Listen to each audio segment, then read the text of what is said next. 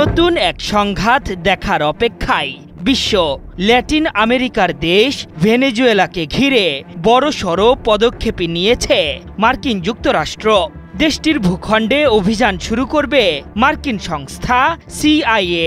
কোনো রাখ ঢাক না রেখেই জনসম্মুখে এই ঘোষণা দিয়েছেন খোদ মার্কিন প্রেসিডেন্ট ডোনাল্ড ট্রাম্প।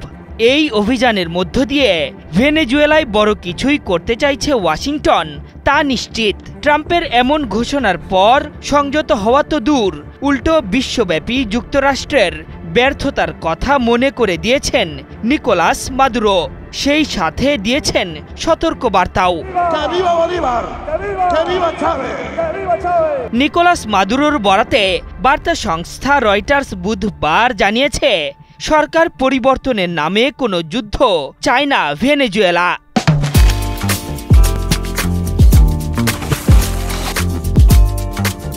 মার্কিনীদের এসব বক্তব্য আফগানিস্তান, ইরাক, লিবিয়ার মতো ব্যর্থ যুদ্ধের কথা মনে করিয়ে দেয়। এমনকি CIA নেতৃত্বাধীন অভ্যুত্থান নয়, শান্তি চায় মাদুরোর সরকার। এর আগে কারাকাস ও পার্শ্ববর্তী মিরান্দা রাজ্যে সেনা মহড়ার নির্দেশ দেন মাদুরো। টেলিগ্রামে এক বার্তায় তিনি নির্দেশ দেন, দেশ রক্ষায় সামরিক বাহিনী, পুলিশ ও বেসামরিক মিলিশিয়া প্রস্তুত থাকবে। ভেনেজুয়েলার পররাষ্ট্রমন্ত্রী ইভান গিল টেলিগ্রামে বলেন, আমরা মার্কিন প্রেসিডেন্টের বক্তব্য কঠোরভাবে প্রত্যাখ্যান করছি। CIA এর ব্যবহার এবং ক্যারিবীয় অঞ্চলে সেনা মোতায়েন করে তারা সরাসরি আগ্রাসন ও ভয় দেখানোর নীতি প্রয়োগ করছে। অবশ্য CIA আদৌ অভিযান শুরু করেছে কিনা বা প্রস্তুত হচ্ছে কিনা তা এখনো স্পষ্ট নয়। তবে দক্ষিণ আমেরিকায় গোপন কর্মকাণ্ডের দীর্ঘ ইতিহাস রয়েছে তাদের।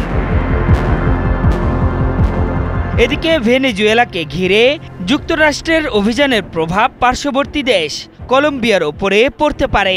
সেই আশঙ্কা থেকে শান্তি প্রতিষ্ঠায় নিজের বাহিনীকে প্রস্তুতির নির্দেশনা দিয়েছেন কলম্বিয়ার প্রেসিডেন্ট গুস্তাভো পেত্রো। গত আগস্ট থেকেই উপকূলে সরকারি বাহিনীর উপস্থিতি বাড়িয়েছে তার সরকার। এবার আমেরিকা ভেনেজুয়েলার উত্তেজনাকে ঘিরে আরও সতর্ক হওয়ার আহ্বান জানিয়েছেন পেত্রো।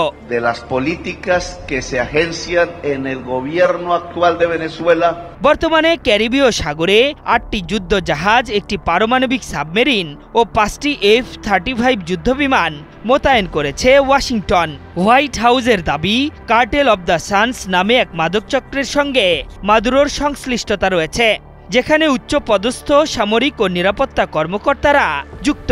তবে মাদুরো এসব অভিযোগ অস্বীকার করেছেন। ক্যারিবীয় অঞ্চলে মাদক বহনের অভিযোগ তুলে এখন পর্যন্ত 5 দফা হামলা চালিয়েছে মার্কিন বাহিনী। এসব হামলায় 27 জন প্রাণ হারিয়েছেন। জাতিসংঘের নিযুক্ত মানবাধিকার বিশেষজ্ঞরা এই হামলাকে বিচার বহির্ভূত হত্যাকাণ্ড হিসেবে বর্ণনা করেছেন। আশরাফুল ইসলাম, 71।